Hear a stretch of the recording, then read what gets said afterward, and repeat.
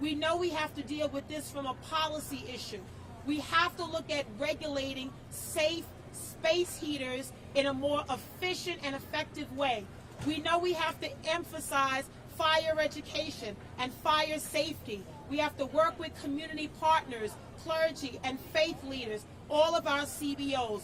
We know that there are short and long-term goals that we will identify working together under this coalition. But I am grateful for the elected officials that stand at my side, that have been with us every step of the way. Congressman Richie Torres, Councilmember Oswald Feliz, Councilmember Piarina Sanchez, Assemblymember Udelka Tapia, Senator Gustavo Rivera. We have talked around the clock, and we're going to stay here until we are no longer needed. But even as we may leave, we are not going to leave the residents of Twin Parks. And so I am grateful for the assembling of this coalition, because we need resources at a federal, state, and a local level. Because we know that the fires we have faced, there are underlying issues that we are facing every day with fire alarms and sprinkler systems and exits and heat and hot water and basic necessities that every resident and tenant of New York City should be afforded. And so I am thankful, and I look forward to working with my partners in government. We will have more announcements to come, but for now I say thank you. We look forward to the work ahead, and may we continue to pray for all of the residents and families here at Twin Parks, and remind them that they are never alone. As Bronxites and New Yorkers, we are Bronx strong, and we are New York strong. Thank you, Congressman Torres, and all of my colleagues in government. And now let me introduce our two council members that represent this area here in Fordham. We are grateful they have been with us around the clock. I want to introduce District 15 Council Member Oswald Feliz. Thank you so much. Thank you all for being here today. I'm Council Member Oswald Feliz. For the families that were affected by the fire yesterday, one message. We're going to be with you every single step of the way to make sure you receive everything you need, and we're going to make sure that no family is left behind. For the over 200 firefighters that responded, we watched them risk their own lives to save the lives of 4-year-olds. We're thankful, we're grateful, and we're so honored and privileged to have you on our side. Now, I'll say what we all know. The Bronx has a lot of challenges. Fire is one of them. Some of the worst fires in our city have been right here in the Bronx, not too far from here, by the way. As Congressman Torres summarized, in Belmont, approximately 13 lives lost. In Woody Crest, approximately 10 lives lost. 30 years ago, in Happy Land, approximately 90 lives lost. And now yesterday, 19 lives lost. We need to take away from this. We need to see what went wrong. We need to learn our lessons, and we need to see how we can move forward to make sure this never happens again. And for that reason, I'm honored and privileged to be working with all of my colleagues to create a task force, a fire safety task force, to make sure that we never ever have a similar case again. So thank you, Congressman Torres, Borough President Vanessa Gibson, Karina Sanchez, council member, and all of my colleagues who are part of this task force. We're going to be working around the clock to make sure that we could see what lessons we can learn from this, whether it's lessons regarding space heaters, whether it's lessons regarding self-closing doors, which is already legally required in the city of New York. And we're going to see what we can do at the city level, state level, and at the federal level to make sure this doesn't happen again. And again, to the families affected, we're going to be working with you around the clock, literally around the clock, to make sure that no family is left behind, and to make sure that every family gets the resources they need, including housing, including food, including services, clothing, and everything else. Thank you so much. And I would like to introduce my colleague in government, Council Member Piarina Sanchez. Good morning, everyone. First, I want to thank Congressman Richie Torres for convening us for this important task. And I want to thank our Borough President, Vanessa Gibson, who was here until 1 a.m. last night, which is not at all typical for the way that she has always responded to community emergencies. And to my colleague whose district this fire, this tragedy has happened in, Oswald, I'm here with you as a sister, and we are here together as one Bronx. The first thing I want to say is to the families, we are so deeply sorry and here with you to support you every single step of the way. The Bronx, unfortunately, is no stranger to fires. We have been facing fires since the neglect of the 1970s, the 1980s. In fact, here in this cafeteria yesterday where I attended 5th grade, I spoke to families who said, wow, I'm bringing back these smells, these memories, this is bringing back trauma. And that is what we're facing here today, is we're facing a trauma. And so I want to make sure that we are sending a message, as the congressman has said, that we are going to be extremely vigilant, that we are going to leave no question unanswered. What did go wrong in this building? Why were space heaters being used? Why are they being used in different parts of the city? What are the codes that we have in our buildings in the city of New York indicating and causing as the realities that we face in our buildings and in our homes? How can we make sure that the response is as robust as it needs to be?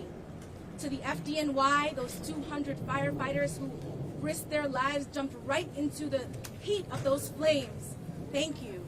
To all of our first responders, to our EMS workers, and to all of the city agencies that were here so swiftly to make sure that as a machine, the New York City apparatus was responsive. Thank you.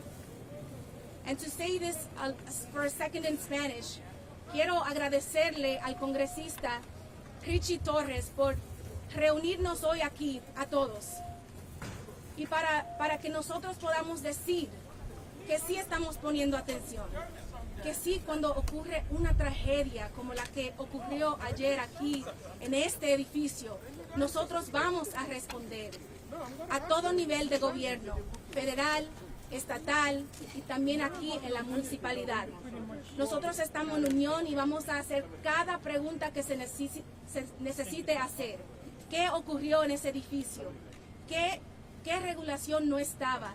¿Cuáles errores cometimos? ¿Y cómo podemos prevenir una tragedia así para que nunca pueda ocurrir de nuevo? En el Bronx conocemos demasiado la tragedia y estamos aquí para responder. Gracias, congresistas, y a todos mis colegas.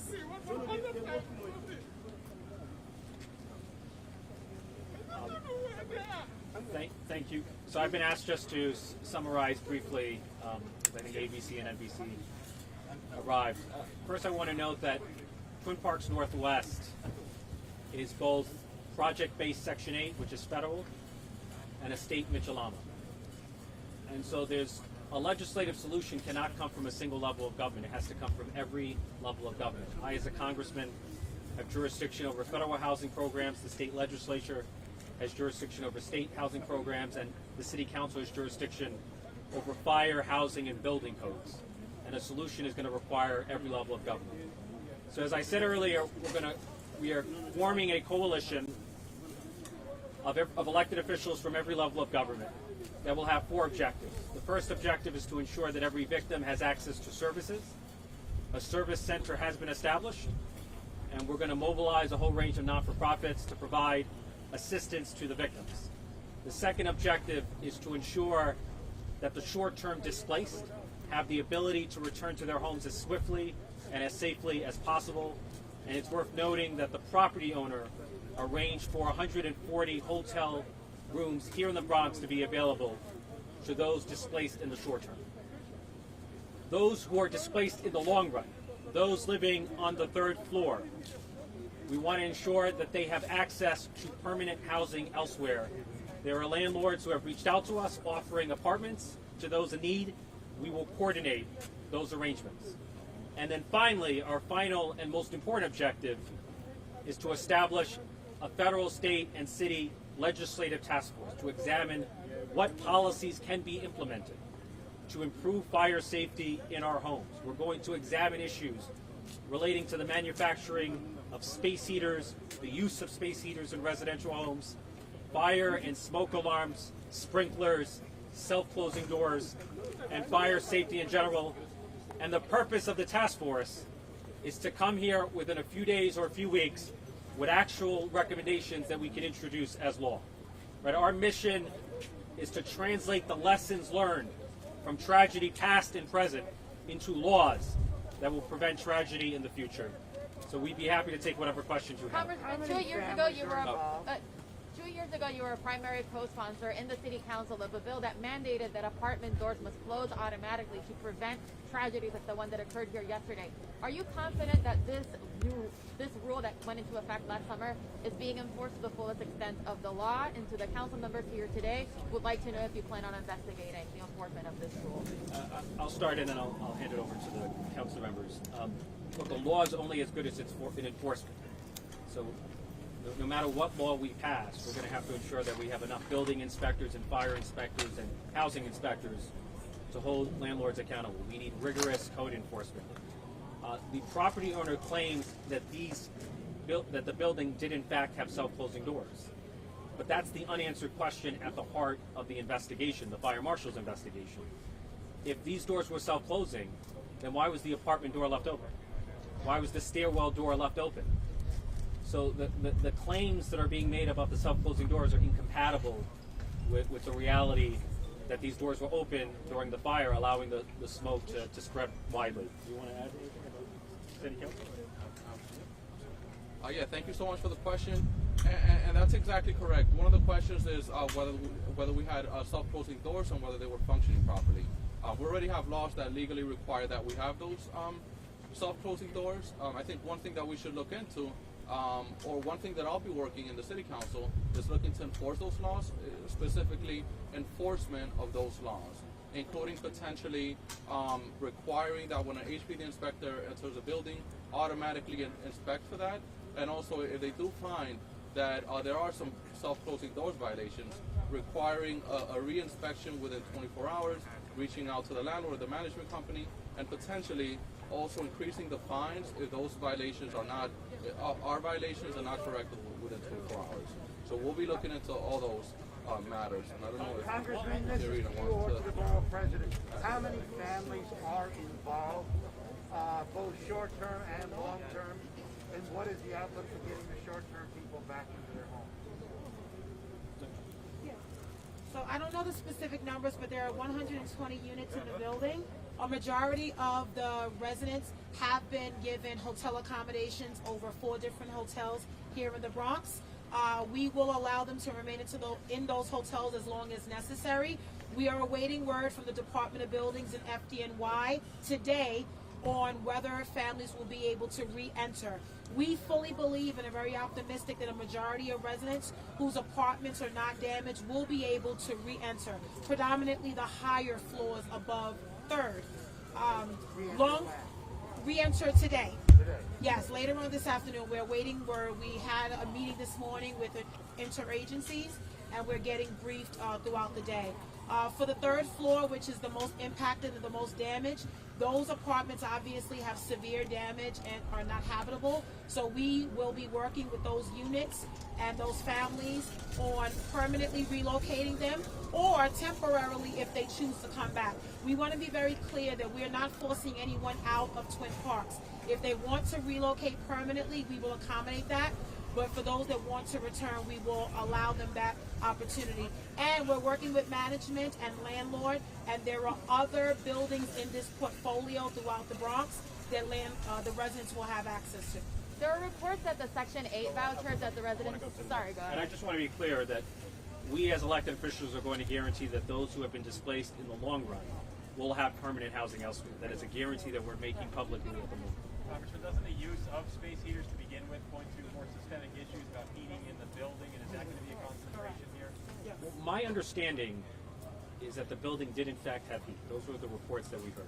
But even if the landlord is providing the legal minimum, that's often too low. That's often too little heat for a senior citizen.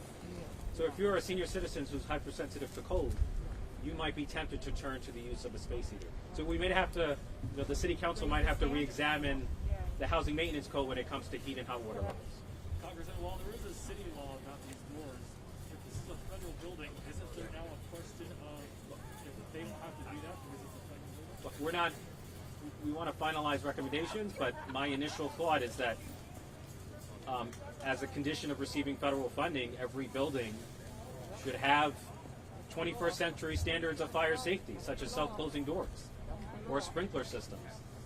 Some of those measures could come at the expense of the landlord, and some of them might have to be subsidized by the government. Sprinkler systems are often prohibitively expensive, but self-closing doors should be the standard everywhere in the United States. Yeah. And just to add to that, this building was built in 1973, which means that they were grandfathered in, and they don't have the requirement of having a sprinkler system. So it makes these other pieces of the code all that more important, and that's why this task force is so important, so that we can make sure that we're working together, so that our codes are talking to each other. But one thing we want to Fadina's point, we might have to clarify in federal law that federal affordable housing developments are subject to local fire codes and housing codes and building codes, because there's a lack of clarity in that respect. Any other questions? Yeah, there have been reports. I'm a resident. I'll speak to you privately. No, she just want to ask. I want to ask a question. When we remain, the ones that's able to remain in their apartment, are we going to have adequate heat? We're going to have. The windows are busted. The windows are busted. Is the heat going to be good enough? Look, we're going to organize a meeting between the tenants and the property owner to address whatever issues, whatever concerns you have about the building. Our commitment to the building is long term, so we're not going anywhere. There were reports that I just want to. Yeah, sir. Are you a press or? No. I'll speak to you privately. I'll talk to you. Yeah. There were reports that the Section 8 vouchers are non-transferable. Does that mean that when They're the not residents... vouchers. So there are two types of Section 8. Vouchers travel with the tenants. Project-based rental assistance is built into the unit. This is project-based Section 8. So will they be able to keep their Section 8 vouchers even if they if you are were- unable or unwilling to return to Twin We're going to have Parks? to find them housing elsewhere with just as much affordability. Okay. Project-based building to another project. But you're right. We're going to have to find them a Section 8. Okay. Right. Any other questions? Okay. Thank you, everyone. Thank you, guys. Thank you so much, everyone. Our goal, there are most of the properties have like a digital standard, right, like a bigger place. But I so we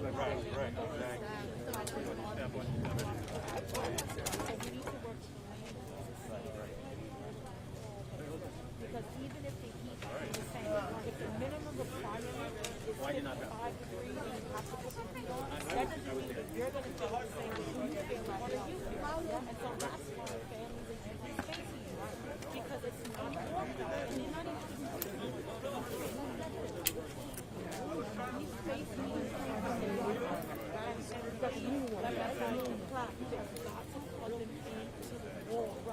not an electrical cord, not a surge protector, it's got to go directly into the wall. Because the wiring of these buildings, a lot of times it's still 110. No one does it. You asking only for questions?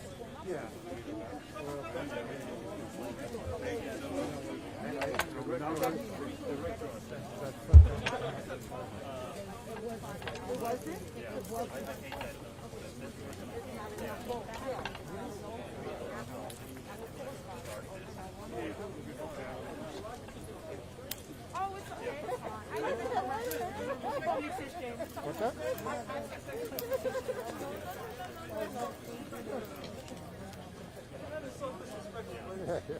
Yeah, so if you're damaged and you're able to go back, you can go back. That's fine. But I said, we're still going to show every resident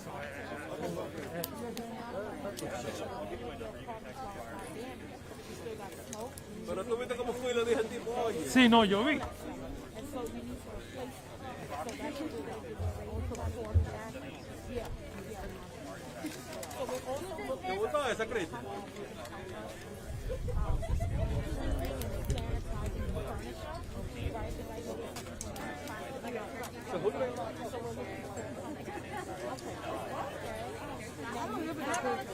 Excuse me, guys.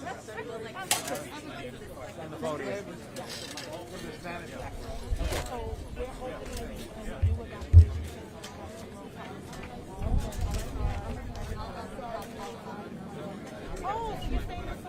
Okay, yeah, okay.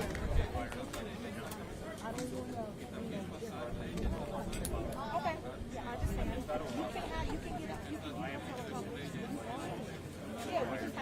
register with the veterans. Okay? Don't worry, we got you. Yes. How old are your kids? I'm 16. Okay. Okay. Yeah, no, we're gonna have the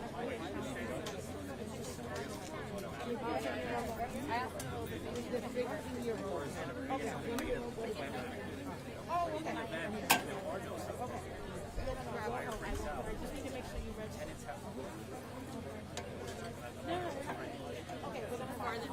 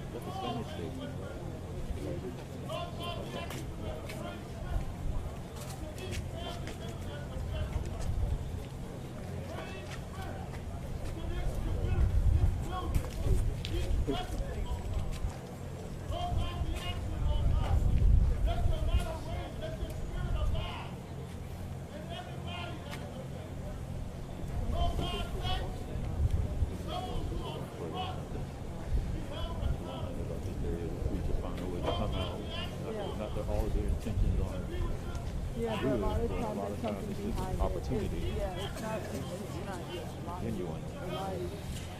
And here's like a lot of the victims here were Muslim. Like in Africa. Gambia.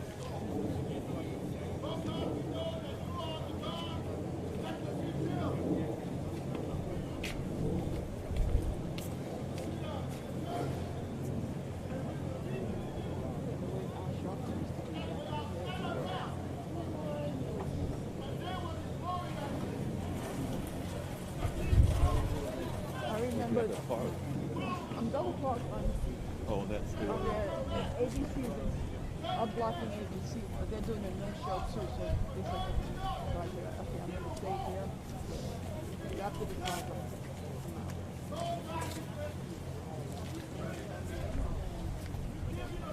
Man, I hope all these people are working. Got this COVID going on.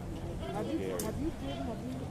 No. Not yet. I feel like it's just a matter of time. I didn't get that way in thinking until somebody said we were all just like waiting. I think it was Carl or Billy or Angela or one of them I was with on a shot. And I'm just like, I had dodged it. I've been notified like what, 3 times that somebody I was in contact with and I had to go get the test, but nope. Yeah, I think Throughout the whole process. Too. Yeah. My dad was exposed. Oh gosh, he's okay though. He's fine. He's freaking AIDS came to work with 101 people. I was in Puerto Rico. My brother called me, came to in the morning, the earth overnight aid told my brother, said, oh, shit. My brother went, what? He went over there, took her temperature, 101, oxygen, 89. We had home care. You know, I said, because my brother told me, I said, yeah, there's a home care. I'll tell you where it is. So he did the test on the positive. And she was with him Monday, Tuesday, and then Wednesday. I said, my dad dodged a bullet. Yeah, I thought he was shot. Oh my God. I was, that would go to my head. I was pissed.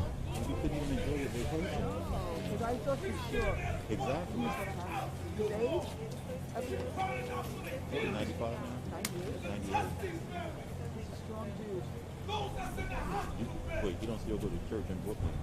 No, Okay. I was taking him to church up to, till the pandemic started.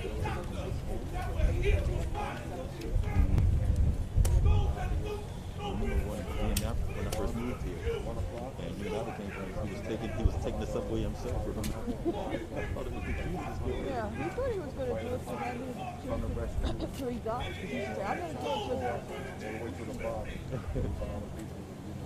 I decided to vote for the president. I don't know how to explain it because I don't really live in that building. Like I said, but it was going to the neighborhood and like fighting for their life. And there was a lot of people trying to get out into the building, but they could. the second two, yeah. That's that cool. All the way to the top. Well, I hope people coming out to come out exit the building and also they call the people outside to hope to get assistance from the ambulance and stuff. It's amazing how that fire loves. I don't feel good because I haven't slept whole night. I got the picture of 19 people died. And I saw like a little girl or 3-year-old. And I saw 10 of them. I hope right now they can wait. So I'm staying in the house. I feel sad.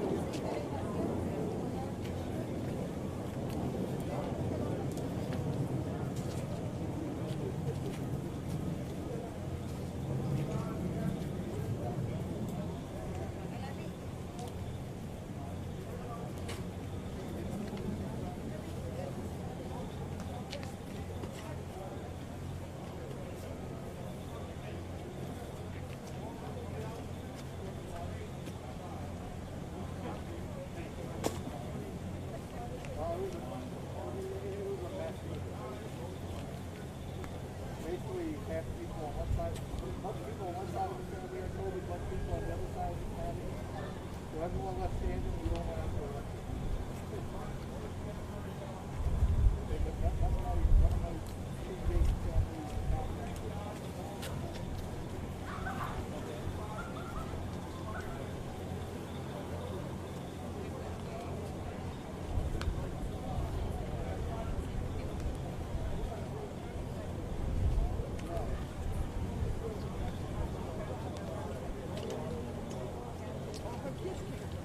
Your daughter's in California? The apartment that didn't get damaged, and make sure it's safe.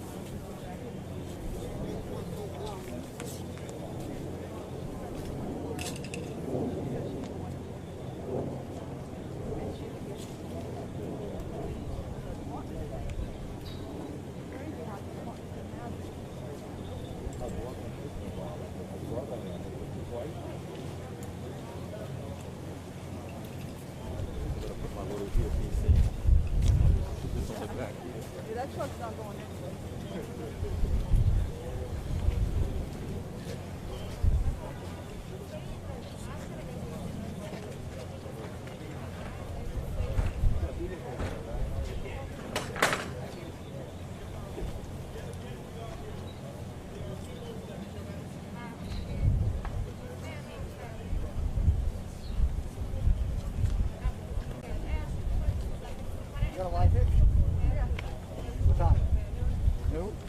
guys have a name again? Really? Came back? Really? Oh, there you go. Are you watching us anymore?